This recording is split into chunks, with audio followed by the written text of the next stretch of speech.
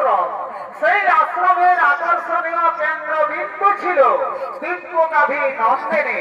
তাই মহামণি বৈশিষ্ট্য তার দিব্যগাভী নন্দিনীকে নিয়ে চলেছে নিজ আশ্রমের দিকে।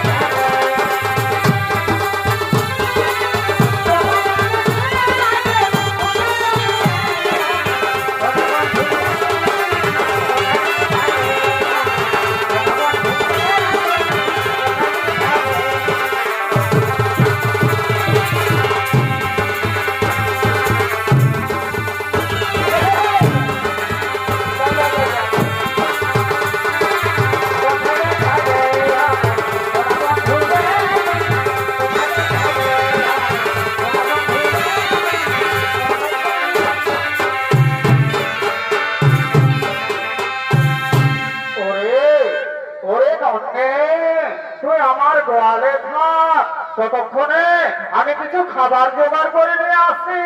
তুই আমার গোয়ালে থাক, কোথাও যাসনি যেন। আমি এক্ষুনি আসবো, আমি এক্ষুনি আসবো, আমি এক্ষুনি আসবো।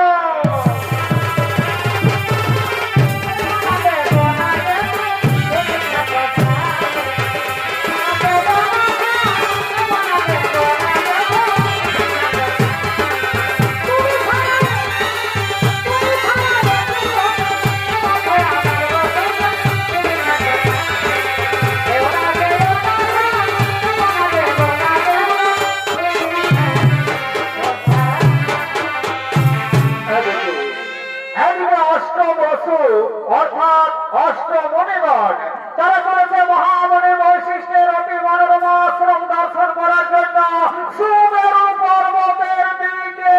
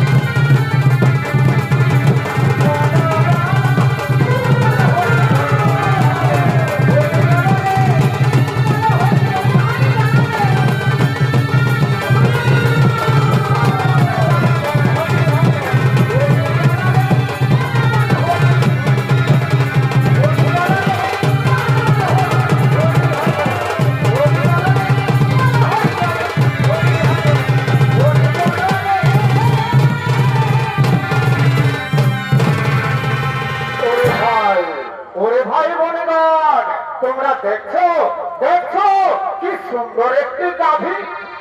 আরে ভাই, সত্যি তো গাভীটি তো খুব সুন্দর। আরে ভাই, শোন শোন শোন শোন শোন, তোরা জানিস না এই গাভী হলো স্বর্গীয় গাভী সুরভির কন্যা। দেবতাগণ মহামণি বৈশিষ্ট্যকে দুগ্ধ পান করার জন্য দিয়েছে।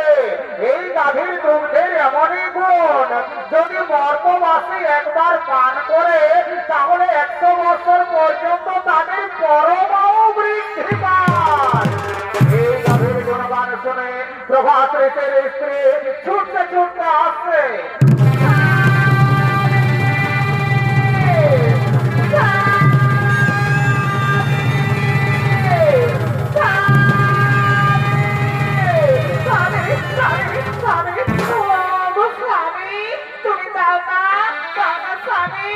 তুমি আমার এই গাড়িটি ভরণ করে দাও।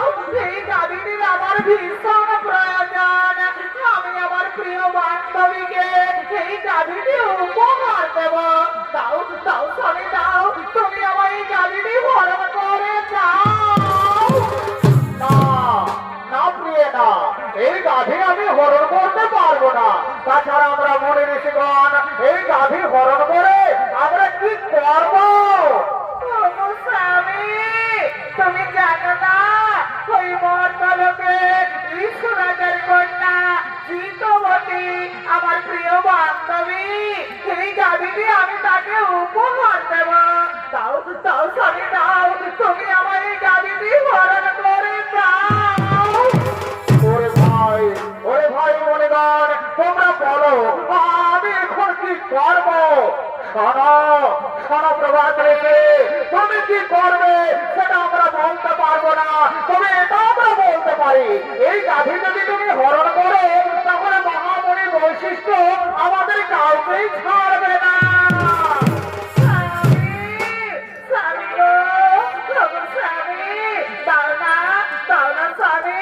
তুমি আমার এই গাড়িটি হরণ করে দাও।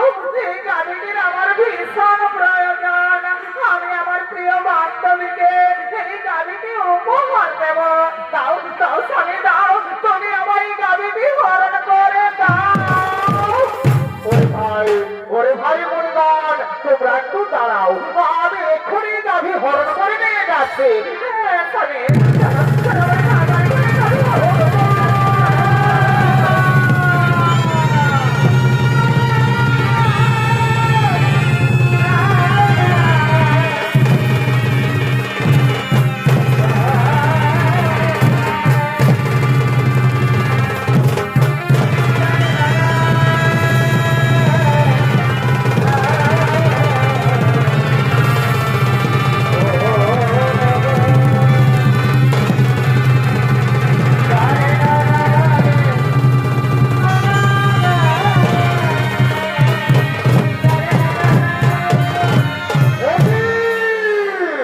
আমার গোয়াল যে শূন্য, কোথায় গেল আমার দিব্য গাভী নন্দিনী? আমার গাভী নন্দিনীকে তো দেখা যাচ্ছে না। নন্দিনী, নন্দিনী,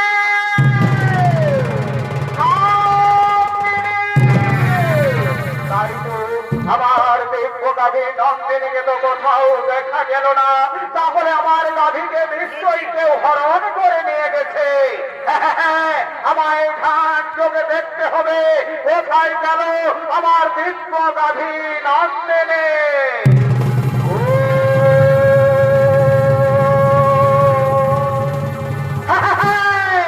বুঝতে পেরেছি, অষ্টবসু তোমরা এসেছিলে আমার অতি মনোরমা আশ্রম দর্শন করার জন্য।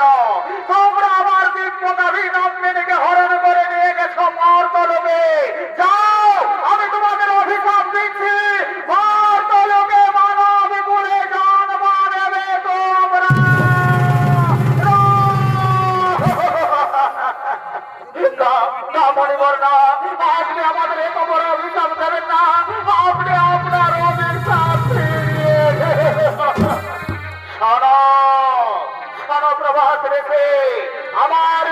থেকে যখন বাক্য বের করেছি তা কখনো লঙ্ঘন হবে না। মর্তলোকে মানব কুলে তোমাদের জন্ম নিতেই হবে। ও মুনিবর, আপনি যখন আমাদের এত বড় অভিশাপ দিয়েছেন, আপনি আমাদের মুক্তির উপায় বলে। শোনো শোনো প্রভাস রেখে যাও, মর্তলোকে দেবী গঙ্গার গর্ভে মহারাজ শান্তনু রৌরসে জন্ম নেবে তোমরা। আর বাকি 7 জন ঋষি যারা তোমার সঙ্গে ছিল তাদের অপরাধ একটু কম, তাই তারা জন্মের পরেই মুক্তি লাভ করে ফিরে আসবে এই গোলকে। আর যেহেতু তুমি তোমার স্ত্রীর কথায় আমার বিশ্বকবি নন্দেরকে হরণ করে নিয়ে গেছো মর্তলোকে, সে কারণে তোমাকে সারা জন্ম কাটাতে হবে মর্তলোকে। জন্মের সময় তোমার নাম হবে দেবব্রত, পরক্ষণে তুমি ভিতর